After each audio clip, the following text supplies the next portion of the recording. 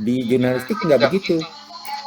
Pelajari yang tadi ngomong si siapa Vini ya, yang ngomong 5W1H. Si Vini apa Angel ya, Angel ya. Saya, Pak. 5W1H. Siapa nih saya? Sukainu, Pak. Suka ya, Sukai. Soalnya saya nggak lihat, saya lagi share screen nih. Kalau lagi share screen itu kelemahan di Gmeet, nggak kelihatan suara mahasiswanya, namanya nggak kelihatan. Nah, yang saya mau bilang tadi 5W1H tadi, kenapa ya? 5W1H kenapa ya? Konteksnya apa itu teman-teman? Saya jadi lupa. Mau ngomong 5W1H tadi mengenai apa? Jadi ada alat-alat gitu, Pak. Oh iya. Iya. Alat-alatnya itu karena kita bukan hanya dari 5W1H, bisa juga kita kembangkan sendiri. Bisa bikin feature, bisa bikin reportase, lalu bikin lagi investigasi, lalu jurnalisme itu lagi yang bermakna, jurnalisme makna, jadi bukan jurnalisme hit and run. Nah, dengan cara seperti itu, saya, Pak Uji, Pak Cecep, dan moga-moga teman-teman juga di sini di kelas ini ya, kamu memaknainya bahwa ngapain lu belajar jurnalistik, udah nggak ada yang baca koran, ngapain, nggak ada gunanya. Jangan apa terpengaruh. Kamu justru balik memberitahu, yang saya pelajari itu strukturnya, materinya, gitu. Kamu bawa materinya, artinya, tadi 5W1H, nah ini baru jadi ingat lagi, nyambung lagi.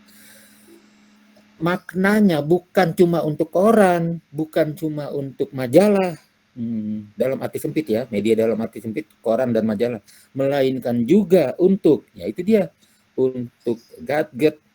Kamu belajar juga mengenai copywriter, penulisan mengenai di yang seperti saya bilang itu, tak ada rotan, akar pun rampun jabi.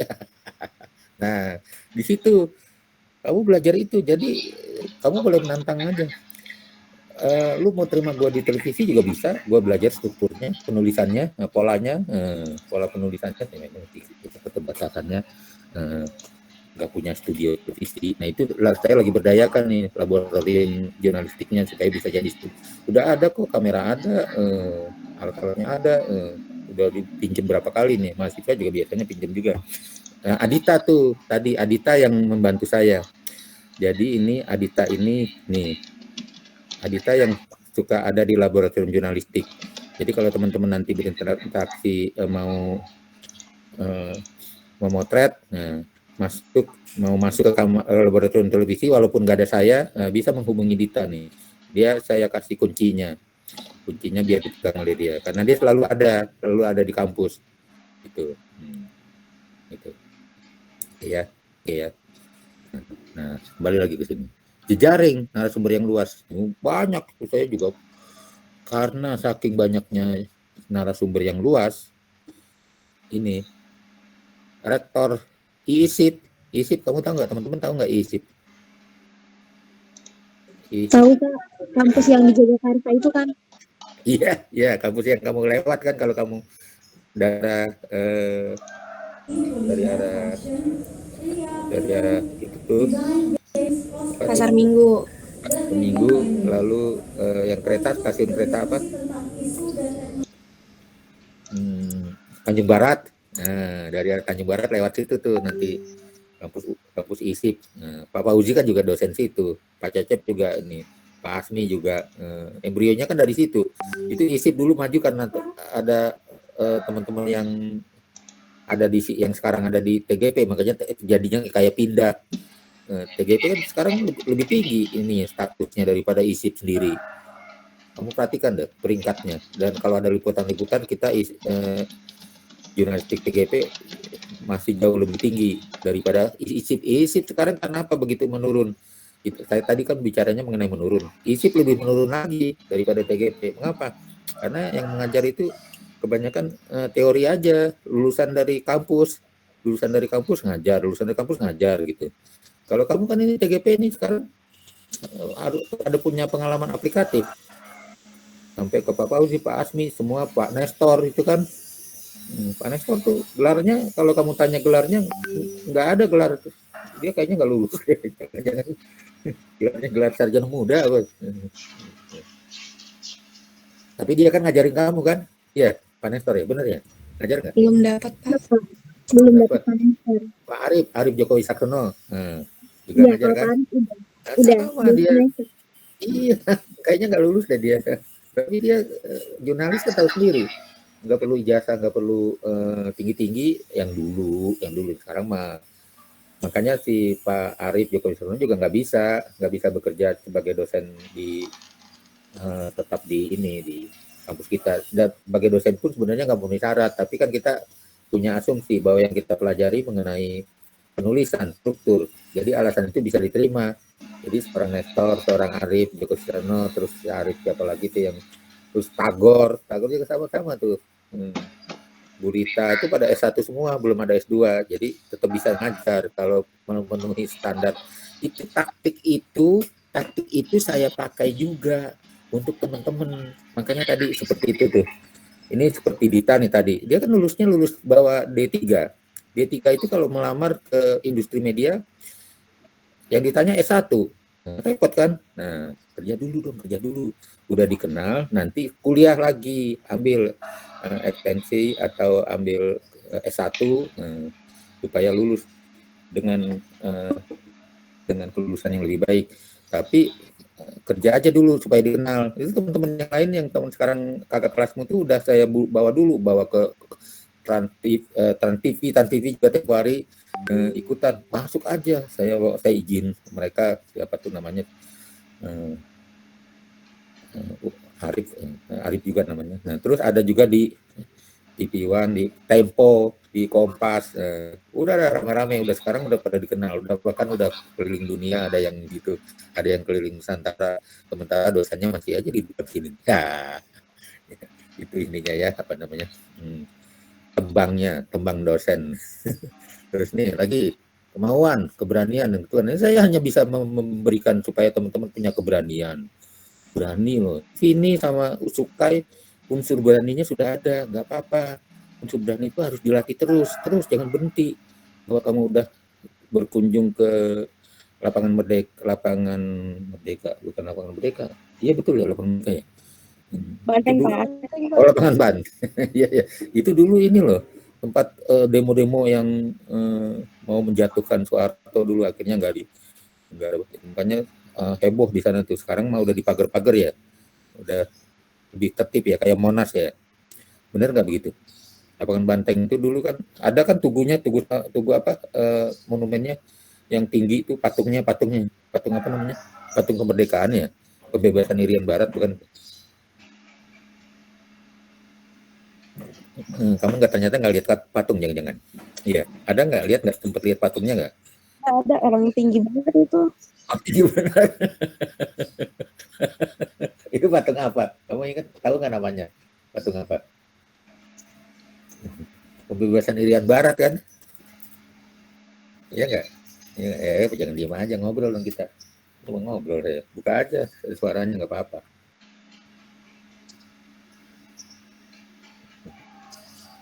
Tinggi banget iya. Peninggalan Soekarno dulu. Kebebasan Irian Barat kamu tahu nggak Irian Barat? Mana Irian Barat itu?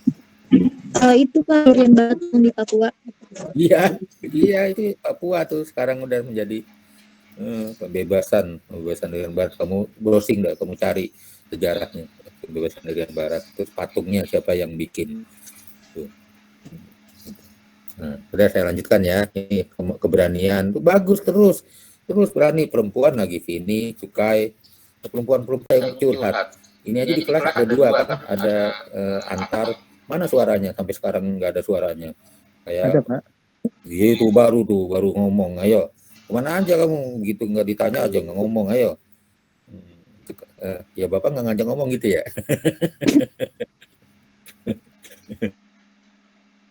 Nyebut nama berapa kali tuh. Antar sama Oji, mana Oji? Oji mana? Nggak ada ya. Kan si Oji nggak ada ya. Antar nggak ada ya si Oji ya. Nggak ada Pak. Itu dia tuh, makanya tuh. Ya nggak apa-apa lah. Kan kata Bapak jurnalis itu kerja di lapangan. Oh, saya lagi di lapangan Pak.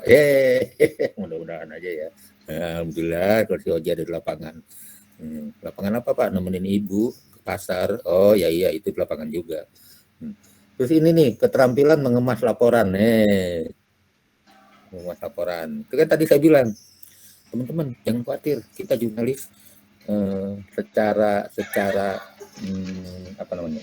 Secara produk bisa tadi dikasih ilustrasi sama teman-teman yang jualan Pak di rumah sakit atau di bank sekarang udah nggak ada.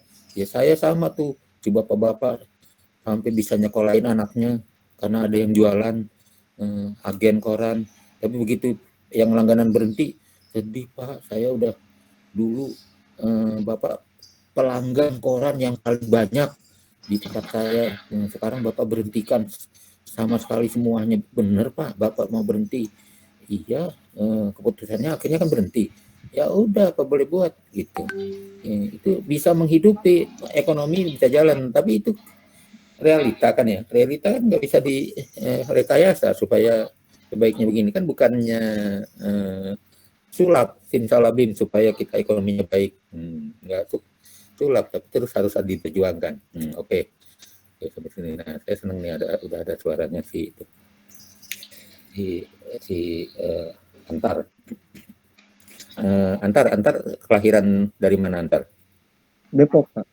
Oh, Depok. Yang kelahirannya Jawa di sini siapa ya Antar? Orang Jawa. Angelin orang Jawa, Pak. Anjeli ya? Anjeli dari mana Anjeli? Iya Jil. Pak, dari Jil. Bojonegoro, Jawa Timur. Bacain dong Jil. Hah? Jil, nih. Ya. Iya Pak. Ya. Oke dan Jil. Falsafah hari atau bahasa Jawa. Senen, ojo bosan marang unen-unen, jangan bosan dengan nasihat. Selasa, salakno ngamal marang sopo. Sempatkan amal kepada siapa saja, selagi kita masih diberi umur panjang. Rebo, kerepo sinau ben ora bodoh. Seringlah belajar agar tidak bodoh, karena menuntut ilmu tak terbatas oleh usia.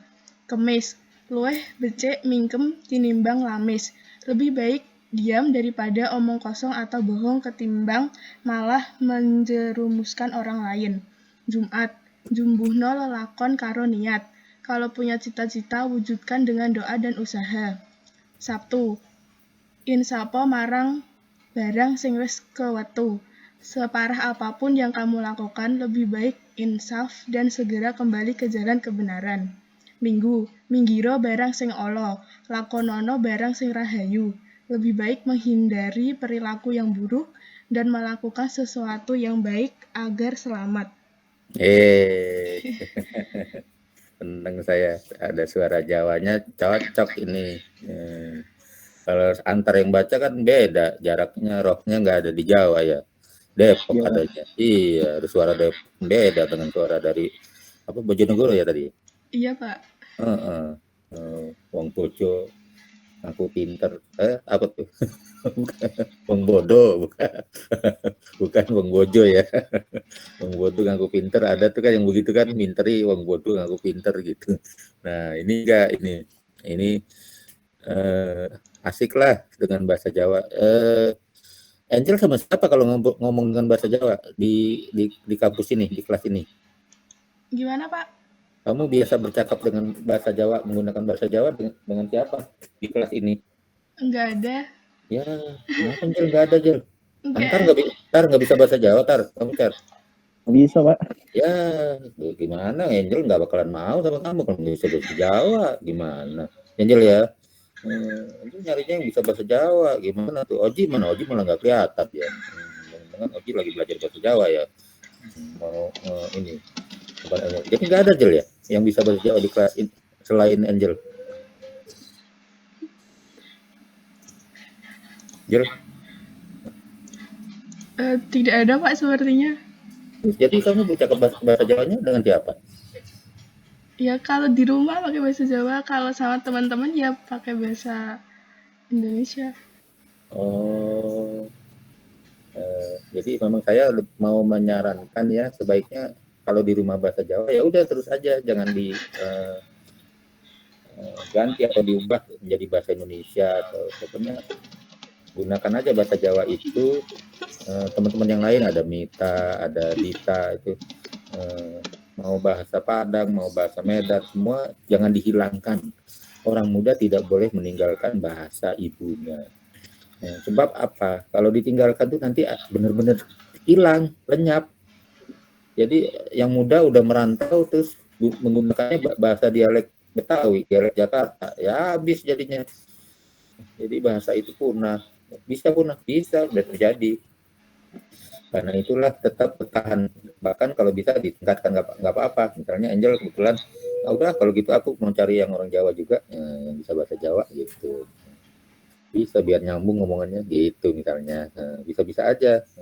Padang nyari orang Padang, Medan gitu. Tapi itu nyari. Itu kan esensi jurnalistik, mencari usaha, katanya di sini nih, usaha ya, di